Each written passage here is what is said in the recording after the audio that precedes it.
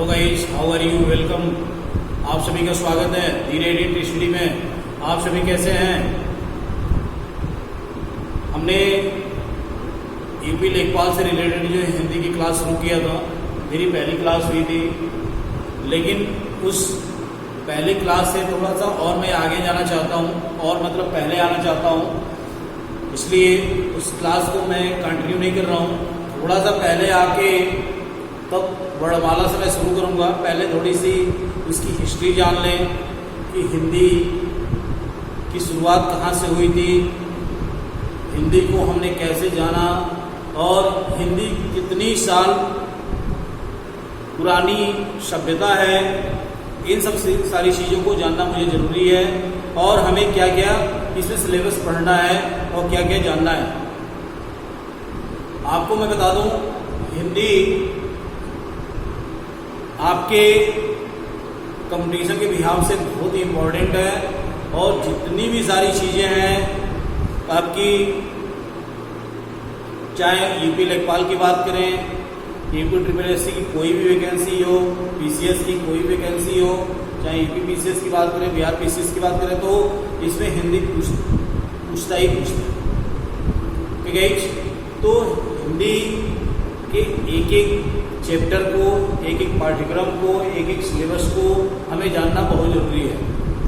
तो पहले हम शुरुआत करते हैं कि हिंदी की जो शुरुआत है, जो हिंदी की हिस्ट्री है, वो कैसे हुई थी और कहाँ से हुई थी। इसकी स्टार्टिंग में हम हिंदी को किस भाषा में बोलते थे, ये सब सारी चीज़ें हमें जानना बहुत ज़रूरी है। जो हमारी पहले क्लास हुई थी उसमें थोड़ा सा मिस्टेक भी रहा, उसके लिए सॉरी।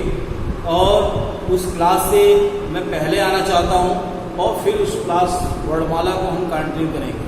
ठीक है, तो आप एक तरह से मान के चलिए कि आज हमारी हिंदी की पहली क्लास है और हम अपनी शुरुआत हिंदी की आज से ही कर रहे हैं। ठीक है, तो पहले हम जानते हैं हिंदी भाषा का विकास। हिंदी जो भाषा है, हिंदी भाषा है उसका विकास कब हुआ। ओके गाइस, इसका विकास कब हुआ, कितने हजार वर्ष पूर्व हुआ और इसका जो क्लासिफिकेशन है, जो इसका वर्गीकरण है, वो क्या है। ठीक है, अच्छा एक चीज मैं बता दूं आपको, जो हिंदी है, जब तक हम स्टेप बाय स्टेप, जैसे मैथमेटिक्स हम स्टेप बाय स्टेप पढ़ रहे हैं, ठीक वैसे ही हमें हिंदी को भी स्टेप बाय स्टेप क्या होता है, पढ़ना पड़ता है, तभी हम सब सारी चीज़ों को जान पाएंगे। अन्यथा अगर आप थोड़ा सा भी अब बीच में रोक लिया, मिस्टेक कर दिया, तो आप नहीं समझ पाएंगे। ठीक है, तो हम जानते हैं पहले क्या कि इसका क्लासिफिकेशन, क्या वर्गीकरण। वर्गीकरण क्या है इसका, हिंदी भाषा का जो वर्गीकरण है, वो वर्गीकरण क्या है पहले हम जानते हैं। पहला हमारा जो है, जो हिंदी भाषा है,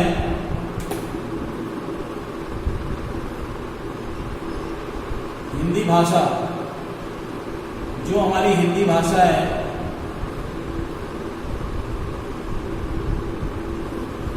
ये विश्व की लगभग 3000 भाषाओं में से एक है। ये लगभग क्या है, 3000 भाषाओं में से एक है। अर्थात विश्व में जितनी भाषाएं बोली जाती हैं, उन 3000 भाषाओं में हिंदी की जो भाषा है वो क्या है, एक है। और जो हिंदी है भारत की मातृभाषा है और भले ही इंडिया के अंदर कई क्षेत्रीय भाषाओं का भले ही ज्ञान है, कई क्षेत्रीय भाषाओं के हिसाब से भले ही बोले जाते हैं, लेकिन जो अपनी मातृभाषा है वो क्या है, हिंदी है। ठीक है, अब बात करते हैं जो हिंदी का स्वरूप है, ये आकृति या रूप के आधार पर हिंदी वियोगात्मक या विशिष्ट भाषा के रूप में जानी जाती है। किस भाषा में? वियोगात्मक या विशिष्ट भाषा के रूप में जानी जाती है। ठीक है, जो भाषा, जो हिंदी भाषा का आधार है, जो स्वरूप है, वो क्या है? भारोपीय। क्या है? इंडो यूरोपियन है। क्या है? Indo European. अब बात आती है जो हिंदी का विकास क्रम है, हिंदी का विकास क्रम। हमने क्या बताया? हिंदी का जो विकास है ये विश्व के लगभग 3000 भाषाओं में से एक है। जो इसकी आकृति या रूप है ये वियोगात्मक है, विशिष्ट है, अर्थात विशिष्ट है। और जो हिंदी का विकास क्रम है, जो हिंदी की शुरुआत है, वो किस किस भाषाओं के बाद हिंदी का क्रम आया, तो जानना हमें बहुत जरूरी है। तो हम उसको जानते हैं, हिंदी का विकास क्रम।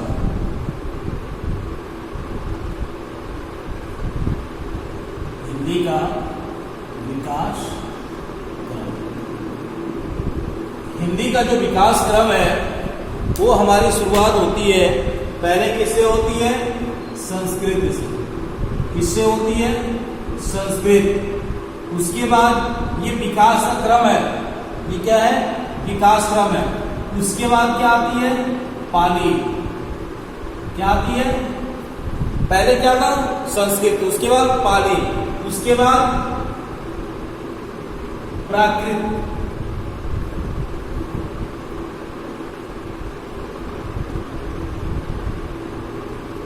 ये जो एरो है ये विकास के क्रम को दर्शा रहा है। तो हमारी पहले किससे थी? संस्कृत, उसके बाद पाली, उसके बाद प्राकृत, उसके बाद अपभ्रंश, उसके बाद क्या आता है? अपभ्रंश,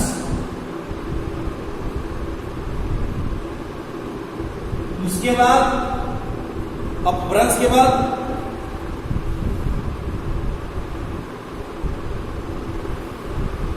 संस्कृत, पाली, प्राकृत, अपभ्रंश, और उसके बाद होता है अवहट।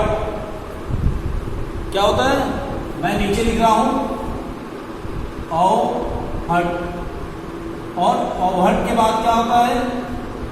प्राचीन या प्रारंभिक हिंदी। ये क्या है? एरो किसको दर्शा रहा है? विकास के क्रम को दर्शा रहा है। पहले हमारी जो भाषा थी वो संस्कृत थी, उसके बाद पाली, प्राकृत, अपभ्रंश, अवहट, प्राचीन और प्रारंभिक हिंदी। जो हिंदी की आदि जननी थी वो क्या थी? संस्कृत थी। क्या थी? संस्कृत थी। और जो हमारी मतलब जो सबसे शुरुआती भाषा थी वो संस्कृत थी। ठीक है गाइस? तो हमारी जो हिंदी का विकास क्रम है वो संस्कृत, पाली, प्राकृत, अपभ्रंश, अवहट और प्राचीन, तब जाके वो हमारा मतलब एक तरह से देखा जाए कि इसके पूर्व की जो भाषा थी वो क्या थी? अवहट थी। ठीक है, अब हम आगे चलते हैं। ठीक है गाइस?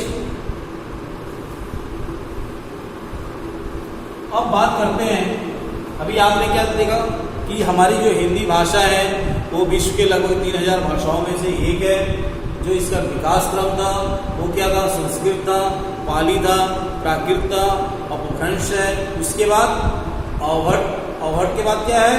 आपका जो हमारी हिंदी अभी हम बोल रहे हैं वो भाषा, अर्थात प्राचीन से पहले भी थी, क्या था? हिंदी थी, और अब जो चल रहा है वो भी क्या है? हिंदी। ठीक है? तो आगे हम देखते हैं कि हमारा सिलेबस क्या है, क्योंकि सिलेबस पे ध्यान देना हमें बहुत ज़रूरी है। क्योंकि जो सिलेबस हिंदी का है, हमें क्या पढ़ना है इसमें, चाहे देखो हिंदी क्या है जो हम पढ़ेंगे वो बिल्कुल कॉमन पढ़ेंगे, चाहे यूपी लेखपाल के लिए हो, पीसीएस के लिए हो, यूपीपीसीएल के लिए, मतलब किसी भी लेवल का एग्जाम हो उसमें वो सब सारी चीज़ें, वो सब सारी जो मैटर है वो सब काम आएंगे। मतलब ऐसा नहीं कि आप उसके लिए अलग पढ़ोगे, इसके लिए अलग पढ़ोगे और इस एग्जाम के लिए अलग पढ़ना है, ऐसा कुछ भी नहीं है। जो सारी चीज़ें हैं हम सब इसी के अंतर्गत पढ़ेंगे। जो सब सारी क्वेश्चन हैं जो एग्जामिनेशन में आए हुए हैं उसे भी सॉल्व करेंगे, उसे भी देखेंगे। तो पहले हम जानें कि जो हिंदी का सिलेबस है वो किस तरह है। पहले हम सिलेबस की बात करते हैं।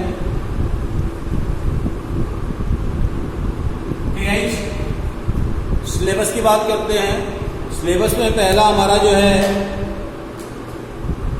पार्ट 1 की बात करें, भाग 1 की।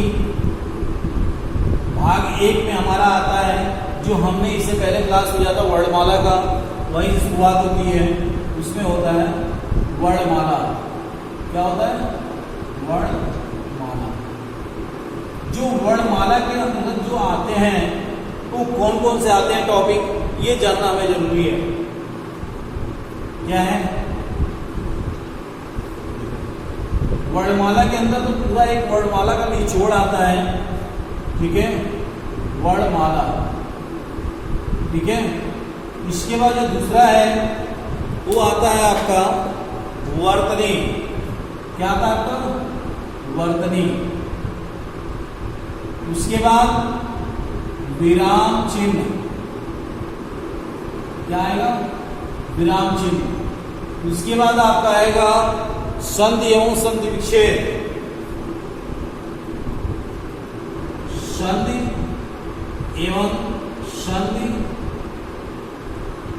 विच्छेद। ओके गाइस, इसी में है आगे। चलो इसको मान लो आप, इसे मान लो पहला, इसे दूसरा मान लो, तीसरा, चौथा, यहां पांचवा मैं लिख रहा हूं, ठीक है। पांचवा है आपका उपसर्ग एवं प्रत्यय। उपसर्ग, उपसर्ग, उपसर्ग, उपसर्ग एवं प्रत्यय, ठीक है। और आपका जो है छठा है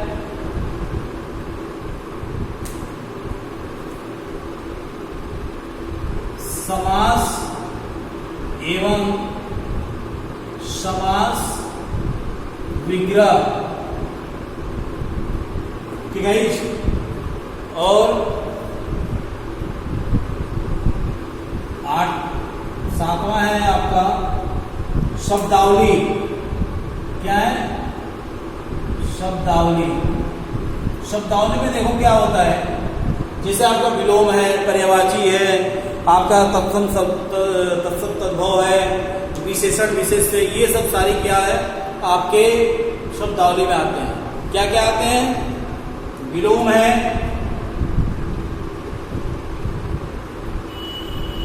विलोम है, तत्सम तद्भव, पर्यायवाची, विशेषण, यहां लिख रहा, विशेषण विशेष। क्या है? विशेषण विशेष। ओके गाइस, पर्यायवाची होता है, ठीक है। ये सब सारी चीजें शब्दावली के अंतर्गत आती है। ओके गाइस, अब बात करते हैं पार्ट 2 की। इसकी स्क्रीनशॉट ले लेना या नोट कर लेना आप।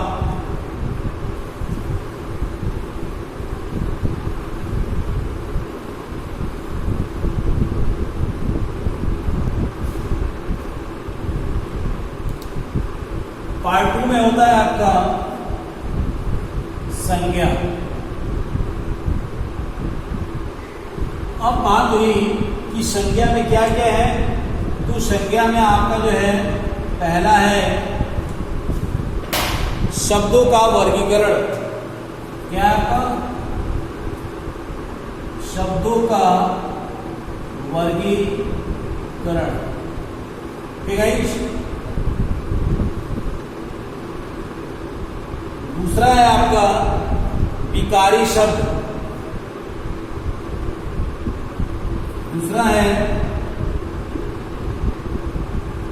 विकारी शब्द, ठीक है। तीसरा है आपका, तीसरा है संज्ञा।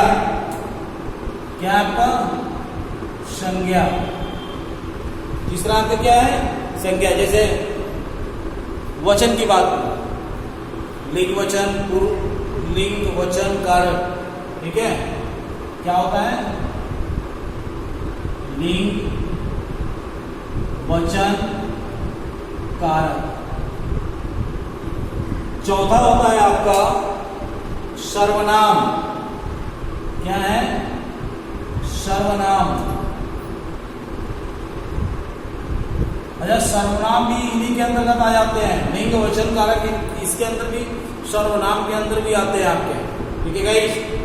उसके बाद आपका आता है विशेषण। उसके बाद आता है क्रिया। क्या आता है? विशेषण, क्रिया। अगला आता है अविकारी शब्द। क्या आता है? अविकारी शब्द। उसके बाद आता है आपका काल। काल, काल, भूत, वर्तमान, भविष्य, ठीक है। और उसके बाद आता है वाक्य विश्लेषण। वाक्य, यहां मैं लिखता हूं वाक्य विश्लेषण। या इसको कहते हैं शुद्धिकरण भी कहते हैं। शुद्धिकरण, क्या कहते हैं इसको? शुद्धिकरण, अर्थात वाक्य शुद्धिकरण। तो कितने हो गए आपके? 5, 6, 7, 8 और यहां पे 9, ठीक है। देखो क्या है, हमारे एग्जामिनेशन में क्या होता है कि कोई एक वाक्य दे देता है और उसमें एक कोई ना कोई अशुद्धि होती है। तो क्या है हमारा, या कोई शब्द दे देता है, कोई अक्षर दे देता है, मतलब शब्द दे देता है, और उन शब्दों में या कोई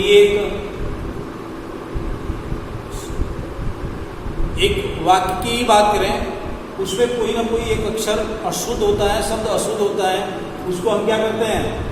उसको हम शुद्ध करते हैं, देखते हैं, जानते हैं कि ये इसमें क्या गलती है, ठीक है जी। तो वो सब सारी चीज़ें हैं, उसको एक एक करके पढ़ेंगे, सब जानेंगे। अब बात आती है पार्ट 3 की।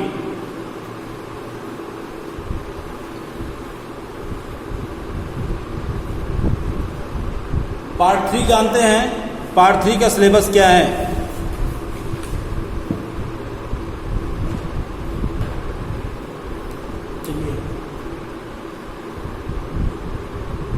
पार्ट 3 में है आपका अलंकार। क्या आपका? अलंकार। अब बात आती है कि अलंकार में कौन कौन से हैं। अलंकार में एक तो आपका हो गया पहला अलंकार रस छंद, ठीक है। क्या है आपका? रस छंद। दूसरा आपका क्या है? हिंदी साहित्य। क्या है? हिंदी साहित्य। तीसरा आपका क्या है? रचनाकार। कौन सी की क्या रचना किसने किया है? रचनाकार, अर्थात एक संक्षिप्त परिचय होती है और उनकी रचनाएं, कुछ अन्य रचनाएं भी होती हैं। और जैसे मान लीजिए कोई लेखक है, उसकी कितनी रचनाएं हैं, उसका क्या नाम है, ये सब सारी चीजें होंगी। पुरस्कार, कौन सा विद्वान, कौन सा रचनाकार, कौन से पुरस्कार पाया, ठीक है। तो क्या होता है? साहित्य अकादमी पुरस्कार, व्यास सम्मान पुरस्कार, ज्ञानपीठ पुरस्कार, ये जो हिंदी के पुरस्कार दिए जाते हैं वो किनको किनको दिए गए और किस तौर पे दिए जाते हैं, ये सब सारी चीजें जानना है। अपठित गद्यांश,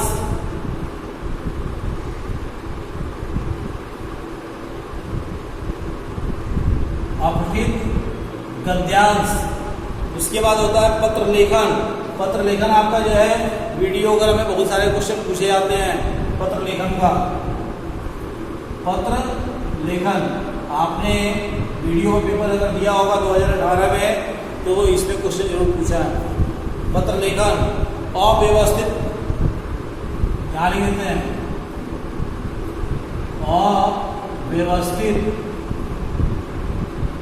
अव्यवस्थित वाक्य खंडों के क्रमबद्ध, वाक्य खंडों के क्रमबद्ध, ठीक है, क्रमबद्ध। अगला है आपका लास्ट है परिभाषिक वाक्य, परिभाषिक वाक्य, ठीक है। तो कितने हुए आपके? हो गए इसमें 1 2 3 4 5 6 7 और आपके 8, ठीक है। तो इन सब सारी चीजों को, इन सब सारे सिलेबस को हम एक एक करके क्या करेंगे, पढ़ेंगे, इसका डिस्कशन करेंगे और सब सारी चीजों को हम क्या करेंगे, जानेंगे। तो आप इसे नोट कर लेना, नोटबुक जरूर बनाना और जो सब सारी चीजें हैं इन सब सारी चीजों को आप नोट जरूर कर लेना। और बात आती है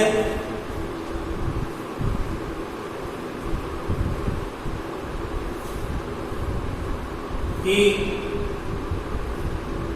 जैसे मान लो आप हिंदी की है, हिंदी में जब तक हम स्टेप बाय स्टेप नहीं पढ़ेंगे, मतलब सिलेबस के हिसाब से नहीं पढ़ेंगे, जैसे कहने का मतलब जैसे मान लीजिए आपका वर्णमाला है, हमने वर्णमाला स्टार्टिंग में है, अगर हमने वर्णमाला को पहले नहीं पढ़ा, पहले अलंकार को पढ़ा, तो सब सारी चीजें जो है हमें समझने में क्या होती है, दिक्कत होती है। जैसे हमने मैथमेटिक्स को पहले भी वर्णमाला से पढ़ना शुरू किया, वैसे ही सेम है, हम किसी चीज की शुरुआत बीच से नहीं कर सकते हैं, जो एक सीक्वेंस है, जो एक क्रम है, उसी हिसाब से ही कर सकते हैं, ठीक है। बहुत सारे ऐसे ट्रेनिंग, बहुत सारे ऐसे लड़के हैं वो उनको वर्णमाला के बारे में पूरी काफी आती होगी, तो सोचते होंगे कि पहले अलंकार से कहना शुरू हो जाए, पहले संख्या से कहना शुरू हो जाए, तो ऐसा नहीं हो सकता, हम सिलेबस के आधार पर ही चलेंगे, ठीक है, ठीक है। थैंक यू, फिर से मिलते हैं अगली वीडियो में। आप वीडियो को ज़्यादा से ज़्यादा शेयर करो, सब्सक्राइब करो और बेल आइकन पे जरूर आप प्रेस कर लीजिएगा, जिससे आपको अगली नोटिफिकेशन जरूर मिल जाए, ठीक है। वीडियो को लाइक करना नहीं भूलें।